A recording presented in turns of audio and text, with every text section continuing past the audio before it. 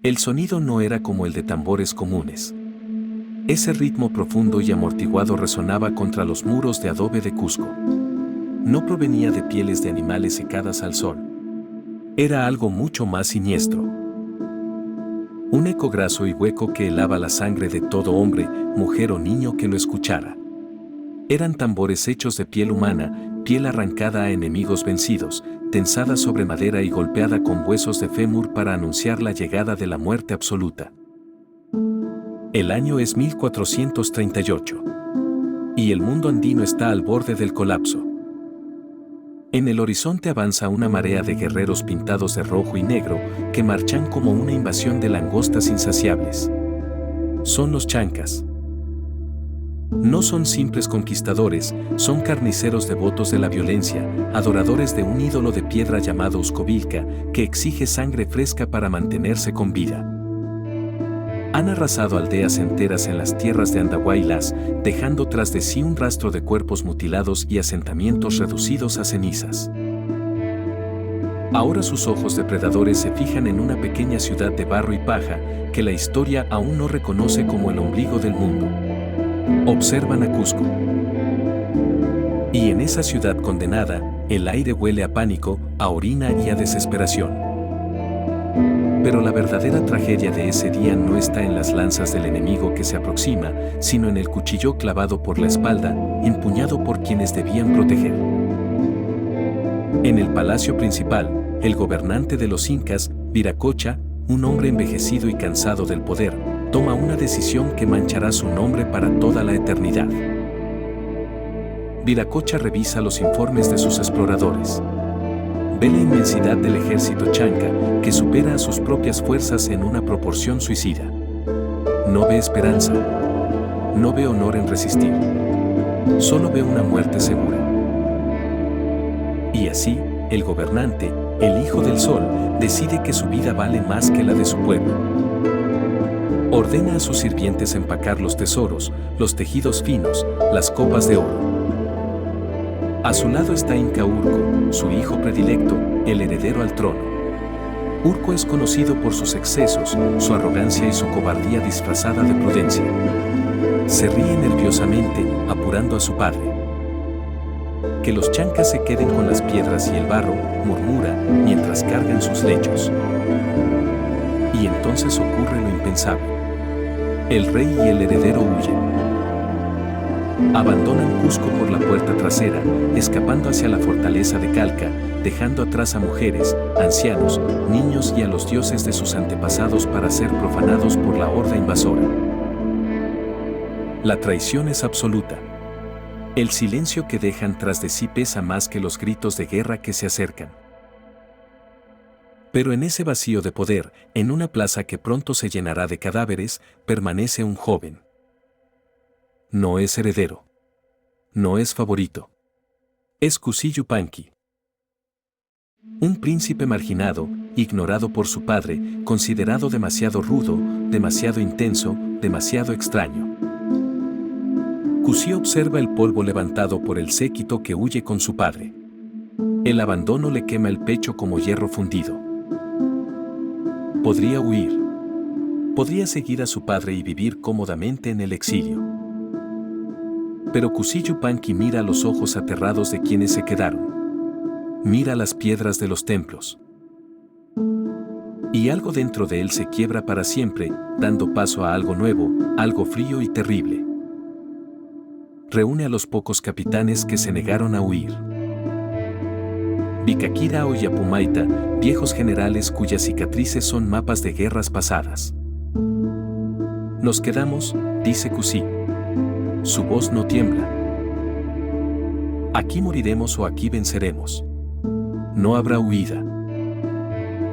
Es una sentencia de muerte. Los chancas son miles. Ellos son solo un puñado. La noche cae sobre Cusco como un sudario funerario.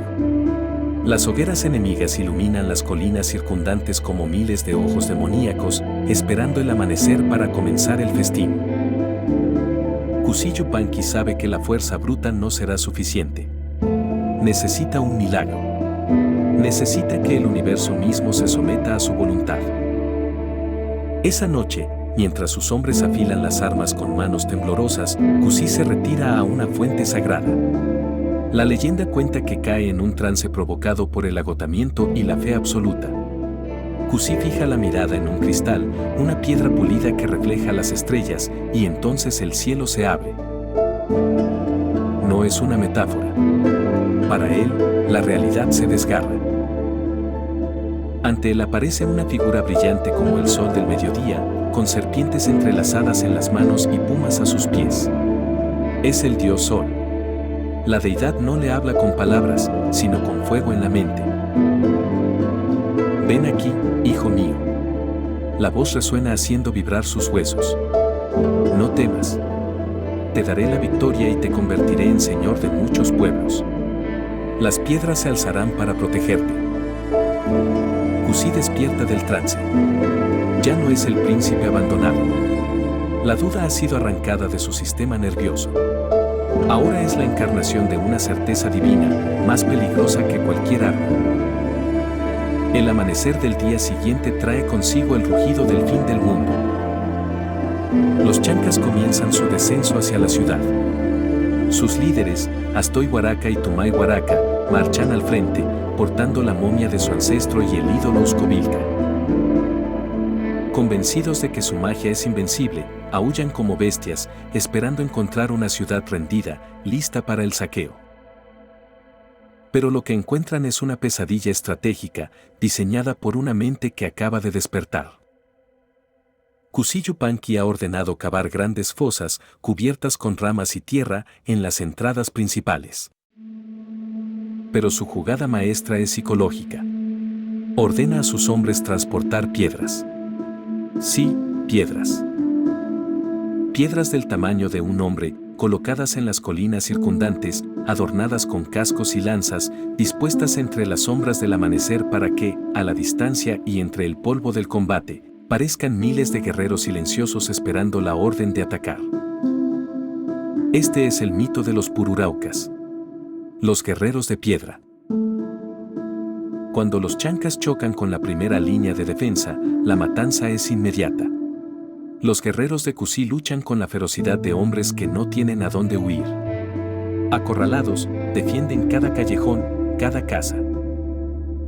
Las oleadas de ataque se estrellan. Cráneos se rompen como huevos. Masas de cabeza estrellada. El cobre pulveriza hombros y costillas. La sangre convierte el polvo de Cusco en un barro rojo y resbaladizo. Kusi Yupanqui está en todas partes a la vez. No dirige desde atrás, lucha en primera línea. Su presencia es eléctrica. Corta, golpea, empuja. Grita a los suyos que miren las colinas, que miren a los guerreros de piedra enviados por el sol. Y ya sea por histeria colectiva, por el juego de la luz del amanecer o por intervención divina, los defensores creen ver a las piedras moverse. Creen ver ejércitos descendiendo de las montañas para ayudarlos. La moral chanca se desploma. Disparan al vacío. El sol está con nosotros, gritan los defensores, y contraatacan con una violencia renovada que sorprende a los invasores. Acostumbrados a que el enemigo huya ante su sola presencia, los chancas comienzan a dudar. La duda en una batalla es un virus mortal. Ven caer a sus compañeros. Ven que ese pequeño grupo de defensores lucha con la fuerza de demonios. Y entonces ocurre el momento decisivo. El instante que cambiará para siempre la historia de Sudamérica. Kusi Yupanqui identifica el verdadero centro de poder del enemigo. No son los generales. Es el ídolo. Uzcovilca. La estatua de piedra que los chancas llevan en andas, convencidos de que es la fuente de su invencibilidad. Si cae el ídolo, caen los chancas. Kusi abre paso entre una masa de cuerpos sudorosos y ensangrentados. Es un animal poseído. Recibe golpes que no siente. Su masa rompe la guardia de la élite chanca. Se lanza hacia las andas del ídolo con un rugido que se eleva por encima del metal chocando y de los gritos. Kusi derriba a los portadores. Agarra el ídolo enemigo. Lo alza en el aire y lo arroja al suelo. O quizá lo levanta como trofeo, mostrándolo a ambos ejércitos, demostrando que el dios de los chancas ha sido capturado. El efecto es inmediato y devastador. Al ver a su dios en manos del príncipe de Cusco, el terror absoluto se apodera de los chancas. Su invencibilidad era una mentira. Su dios los ha abandonado.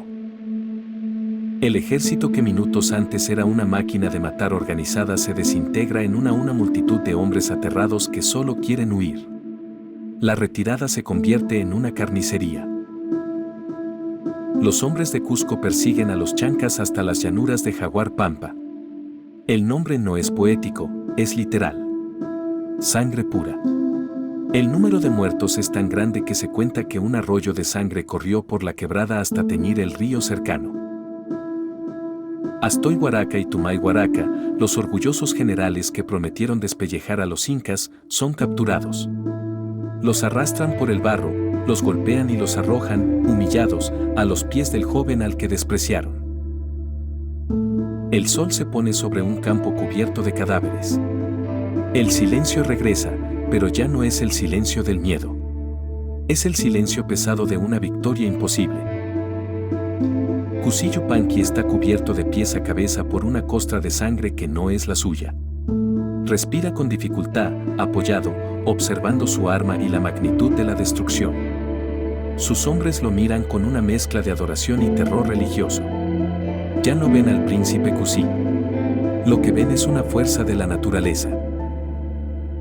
Ese día, entre la carnicería y el triunfo, Cusillo-Panqui muere.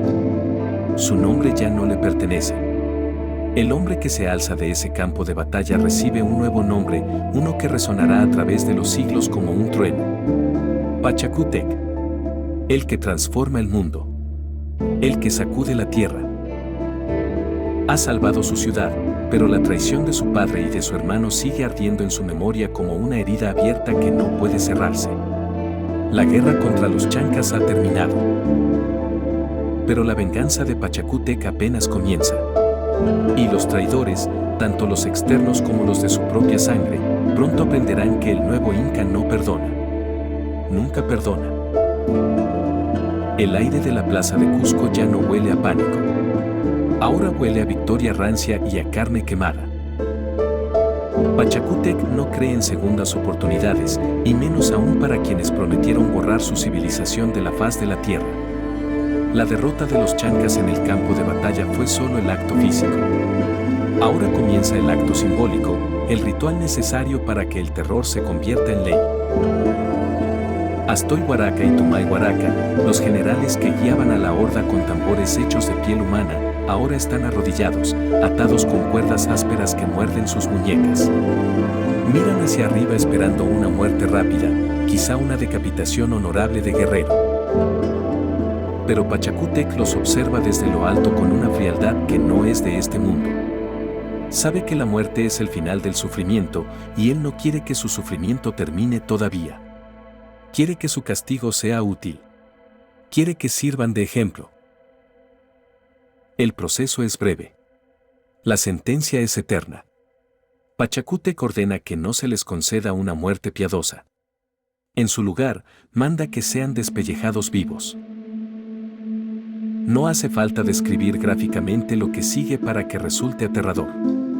Basta imaginar los gritos ahogados que pronto se convierten en el único sonido de la plaza, ahogando incluso el viento de los Andes. Los verdugos expertos de los incas trabajan con precisión quirúrgica, separando la piel del músculo, convirtiendo a hombres orgullosos en masas de agonía cruda. Pero la crueldad tiene un propósito artístico y siniestro. Pachacútec ordena que las pieles de sus enemigos, una vez tratadas y secadas, se conviertan en tambores. Los mismos hombres que marchaban al son de piel humana ahora son instrumentos. Sus cuerpos, vaciados y rellenados con paja y ceniza, quedan en posiciones grotescas, sosteniendo flautas de hueso o siendo golpeados en sus propios vientres, convertidos en cámaras de resonancia. Durante las grandes fiestas del sol, cuando la chicha corre como el agua, Pachacútec hará música sobre los cuerpos de Astoy y Tumay. Será una música que dirá a todos los presentes: esto es lo que sucede cuando te atreves a desafiar al Hijo del Sol. Sus cráneos, limpiados y pulidos hasta brillar como marfil, se convierten en preciadas copas ceremoniales. Pachacútec beberá la chicha de la victoria directamente de las cabezas de aquellos que planearon su muerte. Es la aniquilación total del enemigo. No queda nada. Nada de ellos que no sirva a los incas. La traición externa ha sido purificada con sangre y horror. Pero ahora Pachacútec debe dirigir la mirada hacia una herida más profunda, una que no sangra hacia afuera, sino hacia adentro. Su propia familia. Una vez destruidos los chancas y consolidado su poder en Cusco, Pachacútec reúne a su ejército victorioso y marcha hacia la fortaleza de Calca. Allí lo espera su padre, Viracocha Inca, el anciano emperador que huyó cobardemente. Aún vive en el lujo, convencido de que su autoridad sigue intacta pese al abandono. A su lado está Inca Urco, el hermano que prefirió huir antes que luchar. La llegada de Pachacútec no es la del hijo pródigo, sino la de un conquistador que viene a tomar lo que ganó con su propia mano. Cuando entra en la sala donde lo espera su padre, el aire se vuelve incandescente. Este es el punto de quiebre. Pachacútec, aún cubierto del polvo de la batalla y portando las armas de los generales vencidos, se inclina en señal de respeto a la tradición. Pero sus ojos arden con un reproche silencioso. Ofrece a su padre los trofeos de guerra, las armas, los estandartes y los prisioneros. Es un gesto que dice: mira lo que hice mientras tú te escondías. Le pide a su padre que pise esos trofeos, un ritual que simboliza la victoria del Inca sobre sus enemigos. Pero Viracocha, herido al ver su propia cobardía reflejada en la gloria ajena, se niega a reconocer al hijo despreciado. En un último acto de desprecio senil y tóxico, señala a Inca Urco. Que sea Urco quien pise el botín, dice el anciano. Él es el cogobernante. Él es el heredero. La sala se congela. Es una humillación monumental. Viracocha intenta atribuir la victoria de Pachacútec a su hermano, el que huyó. Quiere que la historia recuerde al cobarde como héroe. La furia que invade a Pachacútec no es la de la batalla. Es una furia fría, política, definitiva. No pronuncia una sola palabra que rompa la jerarquía sagrada. El cobarde cosechará lo que el valiente sembró. Pachacútec se da la vuelta y se marcha. La lealtad del ejército y del pueblo ya es suya. La ruptura es total. Cusco ya tiene un amo, y no es Inca Urco. Consumido por la envidia y viendo cómo su herencia se le escurre entre los dedos como arena, Urco comete su último error. Se niega a aceptar su insignificancia. En su mente engañada cree que aún puede matar a su hermano y reclamar el trono. Reúne a un pequeño grupo de leales, soldados confundidos o ambiciosos, y planea una emboscada en el desfiladero de Paca, cerca del río Urubamba. Es una trampa torpe, nacida de la desesperación. Pero Pachacútec ya no es solo un guerrero. Es un estratega que anticipa los movimientos de sus enemigos antes de que los ejecuten. Sus espías le informan de cada paso de Urco. Cuando llega el momento de la confrontación, no es una batalla, es una ejecución. Las fuerzas de Pachacútec caen sobre la emboscada como un rayo desde las rocas. El combate es breve y brutal. Inca Urco, que nunca tuvo corazón para la guerra real, ve caer a sus hombres a su alrededor. Intenta huir, como siempre, corriendo hacia el río, tropezando con sus ropas reales, jadeante y en pánico. Pero esta vez no hay fortaleza donde esconderse. Un capitán de Pachacútec lo alcanza en la orilla. Un golpe preciso, seco y sin gloria pone fin a la vida del príncipe que quiso ser rey sin pagar el precio de la corona. El cuerpo de Inca Urco cae en las aguas turbulentas. Y entonces llega el verdadero castigo, peor que la muerte física en la mentalidad andina. Pachacútec ordena que el cuerpo no sea recuperado. Inca Urco no será momificado. No será preservado. No será alimentado en la otra vida. No será honrado por su linaje. Su cuerpo se pudrirá en el río, hinchado y devorado por los peces. Su nombre desaparecerá de los registros oficiales. Es la destrucción del alma. Viracocha, el padre, el viejo emperador, queda solo en su fortaleza. Pachacútec no comete parricidio. Eso mancharía su legitimidad ante los dioses. El castigo de Viracocha es de por vida. Lo obliga a vivir el resto de sus días en un exilio dorado pero impotente. Lo condena a observar desde la distancia cómo el hijo que abandonó reconstruye el mundo. Así, Cusco se transforma en una metrópolis de piedra tallada. Los caminos se extienden hacia los Cuatro Suyu, y los pueblos se inclinan ante el nuevo Sapa Inca. Las crónicas cuentan que en sus últimos años Viracocha fue invitado a Cusco. Allí, Pachacútec, en un acto de ironía suprema y maestría, sirvió chicha en los cráneos de los enemigos chancas derrotados. El anciano bebió de la victoria de su hijo, tragándose su propio orgullo con cada sorbo. Finalmente reconoce, en silencio y con amargura, que solo el Dios eligió mejor que él.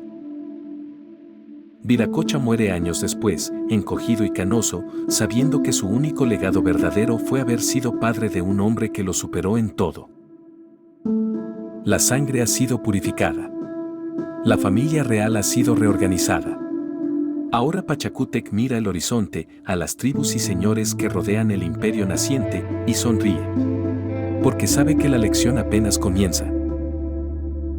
Con la purga de la familia real y los enemigos externos convertidos en tambores, cualquiera pensaría que la sed de sangre de Pachacútec está saciada. Pero el poder es una bestia que siempre tiene hambre. Ahora, como Sapa Inca indiscutido, su mirada se dirige al sur, a las frías tierras del lago Titicaca, donde gobiernan los señores del Collao. Allí reina un rey llamado Chuqui Cápac. Comete el error fatal de considerar a Pachacútec como un igual, como un vecino con quien se puede negociar o competir. No comprende que Pachacútec ya no se percibe a sí mismo como un hombre, sino como un instrumento de una voluntad divina que no admite rivales. Cuando llegan los emisarios incas exigiendo su misión, el Collao responde con burla, confiado en sus fortalezas de piedra y en sus miles de guerreros aymaras. Es la última vez que se ríe. Pachacútec no envía generales. Marcha él mismo al frente. La campaña contra el Collao es rápida y devastadora. En batalla, Pachacútec busca personalmente a Chuqui Cápac entre la multitud. Lo captura con vida, porque morir luchando sería demasiado honorable para un gobernante insolente. El rey del Collao es llevado a Cusco no como soberano capturado, sino como bestia de carga. En una ceremonia que paraliza la ciudad, Pachacútec conduce a Chuqui Cápac y a sus generales hasta la tierra de la plaza principal. Allí, ante miles de miradas, el Inca pisa sus cuellos y aplasta sus cabezas contra el polvo con sus sandalias reales. Es el símbolo supremo. Tú eres la tierra que piso. Tras la humillación, la ejecución es inevitable. Chuqui Cápac es decapitado y su cabeza se une a la creciente colección de trofeos que adornan el palacio del nuevo orden. Pero la muerte de los líderes no basta para asegurar la lealtad eterna. Aquí Pachacútec revela su genio más oscuro y eficaz: la ingeniería demográfica del terror. A medida que el imperio se expande, surgen nuevos señores rebeldes. Los ayarmacas, antiguos rivales de los incas, fingen ser aliados mientras afilan cuchillos en la oscuridad. Pachacútec, cansado de traiciones menores, los invita a una gran celebración en Cusco. Les promete un pacto de paz eterna, chicha y música. Los líderes rebeldes acuden, con la guardia baja, seducidos por la diplomacia. Pero cuando la fiesta está en su apogeo, cuando la música de flautas y tambores llena el aire, Pachacútec hace una señal discreta. Las puertas de la plaza se cierran. Los músicos sacan armas ocultas. La música se detiene y comienza la matanza. No queda vivo ni un solo líder ayarmaca. La plaza se lava a diario con agua del río. Para ellos, es como si nunca hubieran existido. Para los pueblos que sobreviven pero cuyo espíritu de rebelión persiste, Pachacútec inventa el castigo más complejo de la historia andina: los mitimaes. Comprende que matar a todos es una pérdida de mano de obra. En su lugar, decide matar la identidad. Ordena el desarraigo de poblaciones enteras. Gente de la selva es enviada a las montañas heladas. Tribus de la costa son trasladadas a valles profundos. Son arrancados de su tierra sagrada, de sus huacas, de sus ancestros enterrados, rodeados de extraños que hablan otras lenguas y viven en climas que no comprenden. Estas personas pierden la voluntad de luchar. Todo lo que les queda es trabajar para sobrevivir. Es una deportación masiva diseñada para quebrar el alma colectiva de las naciones conquistadas. La traición se castiga no solo con la muerte, sino con el olvido de quien fuiste.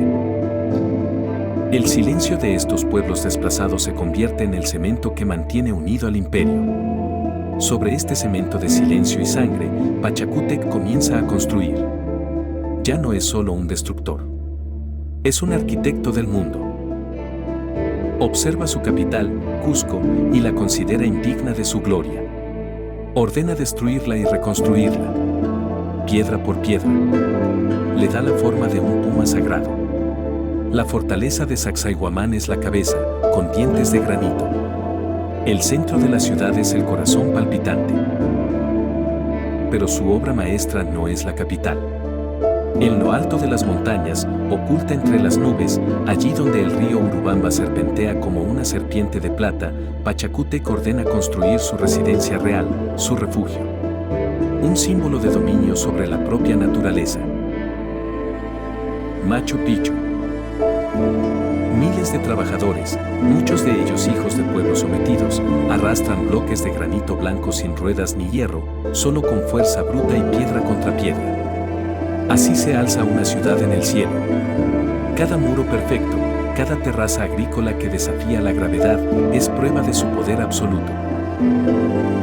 Machu Picchu es hermoso, pero es una belleza nacida del miedo y de una disciplina de hierro, impuesta por un hombre que no aceptaba un no ni siquiera de la roca. Los años pasan. El tiempo vuela. El único enemigo que Pachacútec no puede someter es el tiempo. Empieza a cobrar su precio. Su cabello se vuelve gris como la neblina andina. Su piel se arruga como tierra seca. Pero sus ojos conservan ese brillo aterrador que hacía temblar a reyes y traidores. Se retira a su palacio, rodeado por las momias de sus antepasados y los cráneos de sus enemigos convertidos en copas. Ha expandido el Tahuantinsuyo desde el norte de Ecuador hasta el centro de Chile. Crea leyes, caminos, templos y un sistema administrativo perfecto. Cuando mira atrás, no ve crueldad. Ve necesidad. Entiende que para crear un paraíso en la tierra tuvo que ser el demonio de la guerra.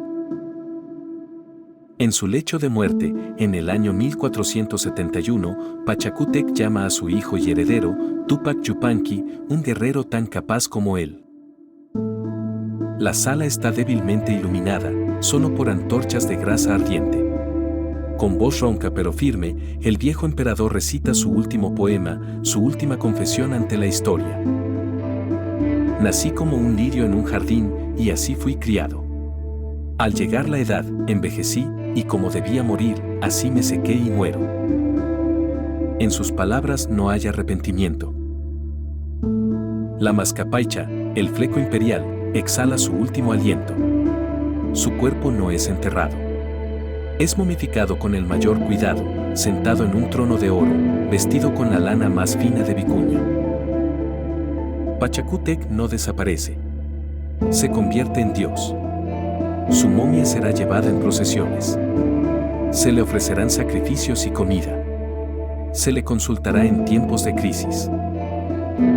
Y aquellos que lo traicionaron, los chancas, su hermano Urco, los reyes rebeldes, son reducidos a polvo olvidado o a instrumentos siniestros. Él permanece eterno. Pero hay una última ironía, una sombra que cae sobre su legado dorado. La máquina de conquistas y poder absoluto que Pachacútec construyó es tan perfecta y tan centralizada que requiere un gobernante de su calibre para funcionar.